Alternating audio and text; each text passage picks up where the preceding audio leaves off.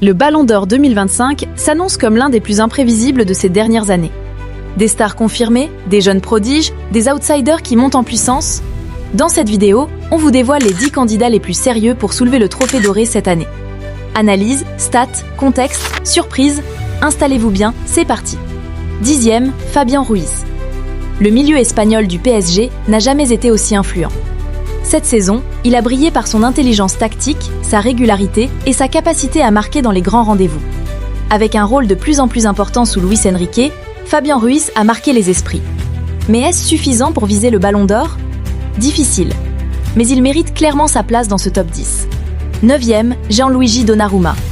Rares sont les gardiens qui parviennent à se glisser dans les discussions du Ballon d'Or. Mais Donnarumma a réalisé une saison héroïque.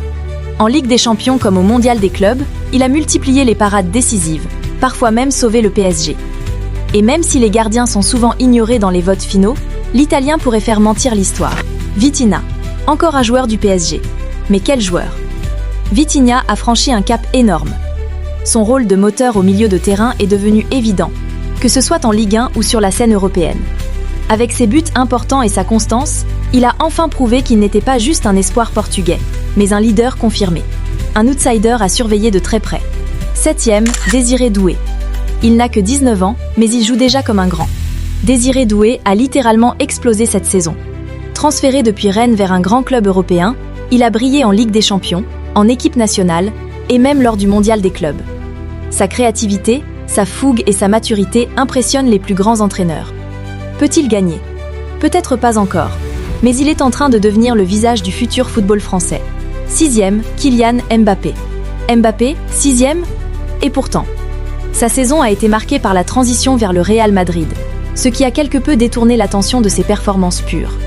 Moins flamboyant que d'habitude, mais toujours ultra efficace devant le but, Mbappé reste un sérieux prétendant. S'il réalise une fin d'année 2025 canon avec le Real, il peut encore tout renverser. Mohamed Salah, toujours là, toujours performant. À 33 ans, Salah continue d'écrire sa légende. Avec Liverpool, il a porté l'équipe dans une campagne européenne très solide, et sa performance avec l'Égypte à la CAN a renforcé sa stature de leader. Certes, il manque un titre majeur cette année, mais son impact reste énorme. S'il arrive à marquer les esprits en fin de saison, le podium n'est pas impossible. Rafinha. On ne l'attendait pas à ce niveau-là, mais Rafinha a répondu présent. Décisif en Liga, performant en Europe, il a été l'un des rares Catalans à briller malgré une saison globalement compliquée pour le Barça. En sélection brésilienne, il a également brillé pendant la Copa América. Un joueur sous-estimé, mais qui pourrait bien créer la surprise finale. Lamine Yamal, un phénomène. À 18 ans, Lamine Yamal ne joue pas comme un adolescent, mais comme un vétéran de la Liga. Ses dribbles, sa vision, ses buts, il a tout pour devenir une légende. Mais le gros problème ? L'absence du Barça dans les phases finales de Ligue des Champions et du Mondial des clubs. Cela pourrait coûter très cher dans les votes, malgré une année statistique exceptionnelle. Achraf Hakimi. Le Marocain est en mission. Déjà incroyable avec le PSG, Hakimi a littéralement explosé au Mondial des clubs. Défensivement solide, offensivement insaisissable, il est devenu un pilier de l'équipe parisienne, et son charisme, sa régularité et sa puissance physique impressionnent. Il pourrait bien devenir le deuxième Africain à remporter le Ballon d'Or après Georges Weah. Mais attention, il reste un dernier monstre devant lui. Ousmane Dembélé. Il est le grand favori. Ousmane Dembélé a tout raflé cette saison. Ligue des Champions, Mondial des clubs, et surtout, il a été décisif à chaque étape. Dribble fou, passe millimétrée, but en finale, il a dominé les défenses d'Europe avec une facilité déroutante. L'ancien du Barça a trouvé au PSG un environnement parfait pour briller. Et si le Ballon d'Or 2025 était enfin la consécration de son talent pur ? Alors, qui mérite vraiment le Ballon d'Or 2025 ? Dembélé est-il trop fort cette année ? Hakimi peut-il le surprendre ?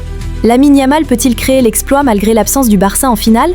Et si un nom inattendu sortait du lot ? Donnez-nous votre top 3 en commentaire, dites-nous qui vous mettriez Ballon d'Or cette année.